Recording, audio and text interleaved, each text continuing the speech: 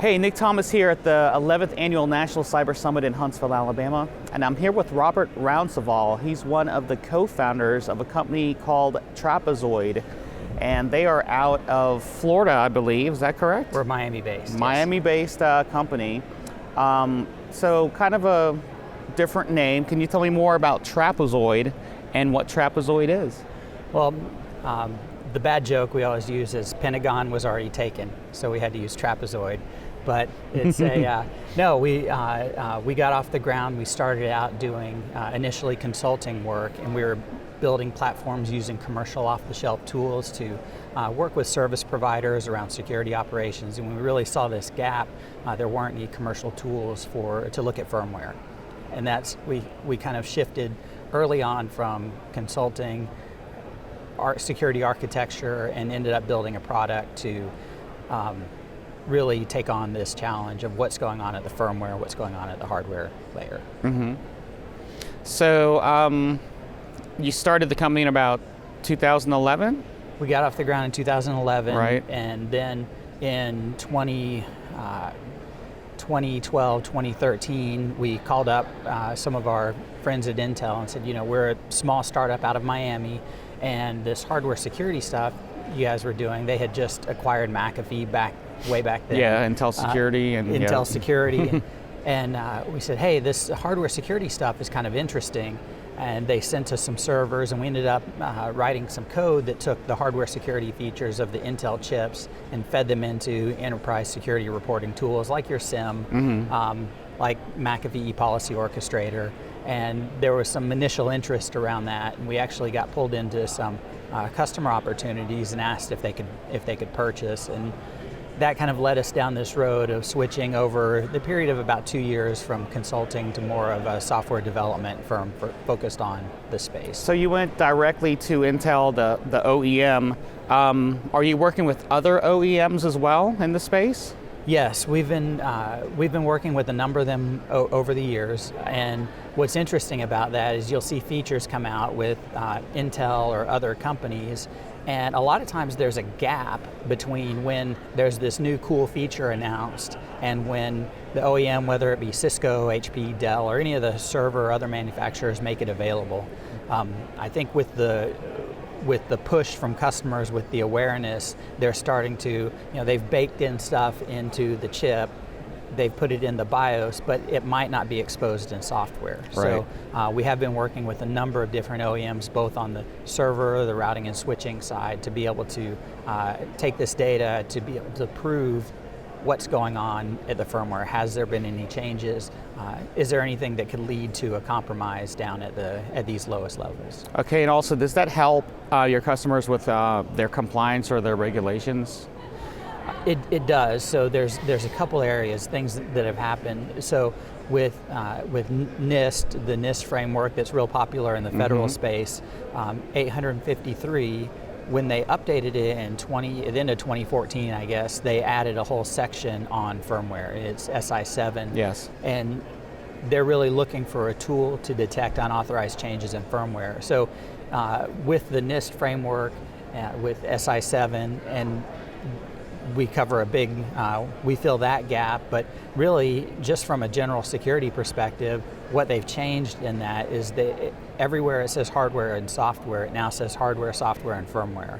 So the onus is really on the companies to start looking at that space. And the other place, if you're in healthcare, the Center for Medicare and Medicaid Services, at the end of last year, they basically dropped all the NIST standards right on top of their acceptable risk standards. So we're getting folks who come in and say, hey, we need to get an ATO, authority to operate, or we failed an audit, and you guys seem to be the only folks who can have a discussion around this space and around these compliance things we're missing. Okay, so how does your product interface or work with supply chain issues?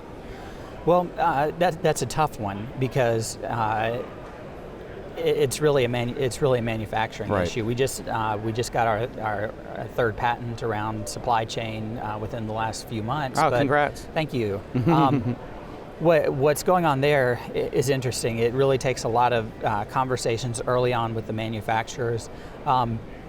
And it depends on the manufacturers, and we're having some discussions with people who are actually building their own servers and doing things like that.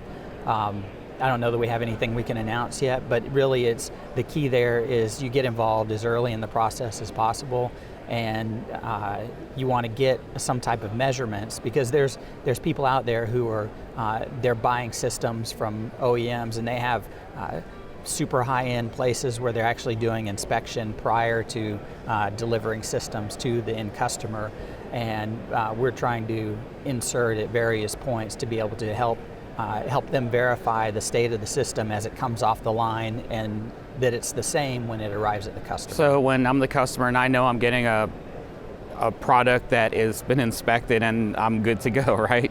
Out the box, hopefully. Hopefully, all right. Yes. So can you tell us how,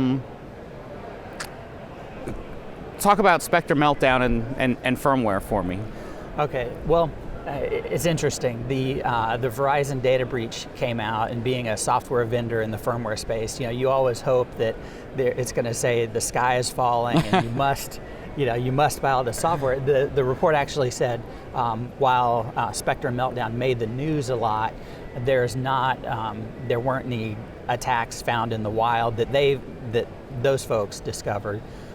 One interesting thing that happened was that at the end of last year, at the end of 2018, the company ESET published some research where they actually found firmware-based rootkits in the wild, and that was kind of interesting. So there's three ways that I found that these things are discovered. One is in the wild. So you've got they found this rootkit out in the wild. A long time ago, you might remember the Chernobyl virus. Oh, yeah. That caused a lot of damage back in 1998. So there's stuff out in the wild. The other place is there's a lot of research going on. It's moving really fast, so there's a lot of talks at conferences like this, like Black Hat and DEF CON, where there's folks doing research, actively looking for exploits in the firmware, just because there's more, as servers get bigger, there's more code down there. The other place that these attacks are getting discovered are government disclosures. So leaks of classified documents that have capabilities about firmware.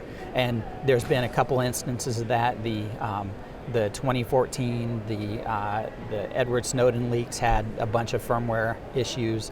The Vault 7 CIA leaks had a whole bunch of firmware issues. And then what's happened is, for example, with this ESET in the wild attack, they found that it was using capabilities from a disclosure. There was an attack on a company that built offensive tools for different governments, and they attacked that company. They leaked all their documents, and now this